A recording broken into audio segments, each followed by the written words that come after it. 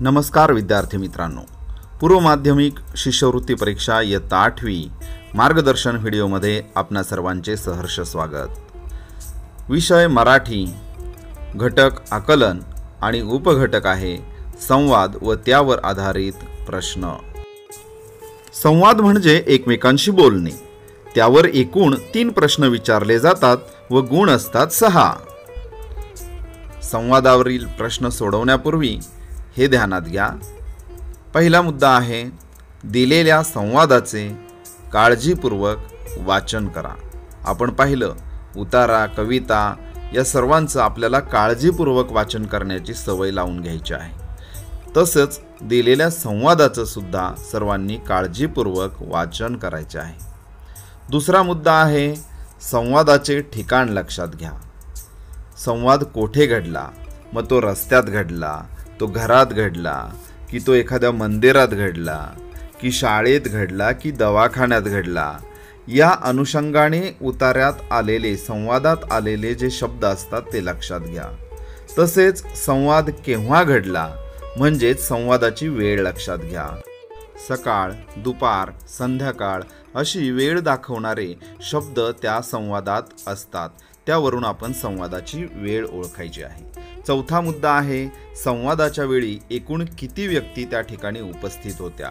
पहा, प्रत्यक्षात मंदिरामध्ये किंवा एखाद्या दवाखान्यामध्ये इतर व्यक्तींचाही त्या ठिकाणी उल्लेख केलेला असतो, परंतु संवादात प्रत्यक्ष किती व्यक्ती भाग घेतात हे आपण बारकाईने पाहायचं आहे।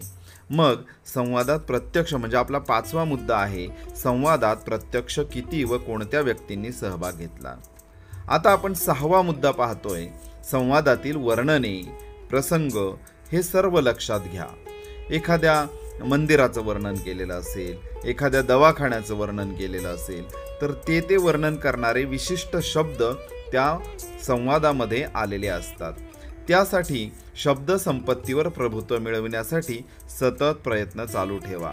आता शब्द संपत्तीवर प्रभुत्व कसं मिळवायचं हे आपण पुढच्या एका नवीन व्हिडिओमध्ये पाहणार आहोत। मित्रांनो, आतापर्यंत आपण उतारा, कविता, सुसंगत परिच्छेद व संवाद यावर आधारित प्रश्न कसे सोडवायचे याचे मार्गदर्शन मिळवले आहे। मित्रांनो, या 4ही उपघटकांवर एकूण 12 प्रश्न आपल्याला प्रश्नपत्रिकेमध्ये विचारले जातात। त्यासाठी गुण असतात 24। मित्रांनो, हे सर्व गुण मिळवण्यासाठी 2 घटक महत्त्वाचे, शब्द संपत्तीवर प्रभुत्व आणि या सर्वांचा सतत केलेला सराव। चला तर मित्रांनो, पुन्हा भेटूया पुढचा महत्त्वाचा घटक घेऊन, तो म्हणजे शब्द संपत्ती। तोपर्यंत परीक्षेच्या तयारीसाठी सर्वांना हार्दिक शुभेच्छा। जर तुम्हाला मी तयार करत असलेले कंटेंट आवडत असेल तर ते नक्की तुमच्या मित्रांपर्यंत पोहोचवा।